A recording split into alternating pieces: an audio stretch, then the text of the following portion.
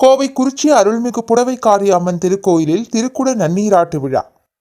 கோவை குறிச்சி பகுதியில் உள்ள குறிச்சி கொங்கு தேவேந்திர குல வேளாளர் நல்லார் குல தயாதிகளின் குலதெய்வம் ஆகிய அருள்மிகு புடவைக்காரி அம்மன் திருக்கோயில் திருக்குட நன்னீராட்டு விழா வியாழக்கிழமை காலை 8 மணி முதல் 10 மணி வரை நடைபெற்றது.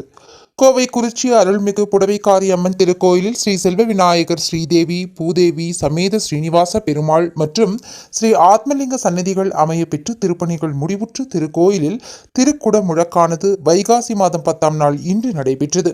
இந்நிகழ்வில் ஸ்ரீ ஐயனார் ஆதீனம் குருமகா சன்னிதானம் செய்த ஸ்ரீலஸ்ரீ ஹரிஹர ஸ்ரீ ஸ்ரீனிவாச சுவாமிகள் தலைமையில் மகா கும்பாபிஷேக நிகழ்ச்சி நடைபெற்றது. கடந்த மே 10ஆம் தேதியன்று முகூர்த்த கால் நடுதல் மற்றும் சுவாமி சிலைகள் மாரியம்மன் கோயிலிலிருந்து எடுத்து வருதல், முளைப்பாரி போடுதல், முளைப்பாரி ஊர்வலம், பால்குட ஊர்வலம், முதல் கால பூஜை, 2ஆம் கால பூஜையை தொடர்ந்து வைகாசி 10ஆம் நாள் வியாழக்கிழமை இன்று காலை 3ஆம் கால பூஜை தொடர்ந்து மகா கும்பாபிஷேகம், மகா அபிஷேகம், தரிசனம், அலங்காரம், தீபாராதனை, பிரசாதம் வழங்குதல் நிகழ்வுகள் நடைபெற்றன. இதில் கோயில் நிர்வாகிகள் மற்றும் குறிச்சி நல்லார்குல தயாதிகள் மற்றும் ஊர் பொதுமக்கள் திரளாக கலந்து கொண்டு நிகழ்ச்சியை சிறப்பித்தனர்.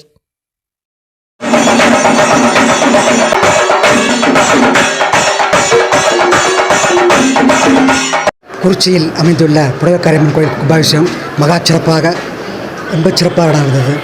சாதாரண கோவிலாக இருந்தது. 30 வருடங்கள் கழித்து கும்பாபிஷேகப்படுத்தி சிறப்பாக இருக்கிறது.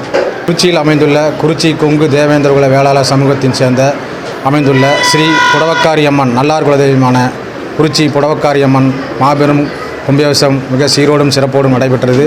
இந்த கோயில் 150 ஆண்டுகளுக்கு மேந்த பழமை வாய்ந்த கோயில். இந்த கோயிலுக்கு பெருமை சேர்க்க திரு சாமி அவர்கள் வந்திருந்து நல்லதொரு முறையில் நடத்தி கொடுத்தார். அனைவருக்கும் நன்றி.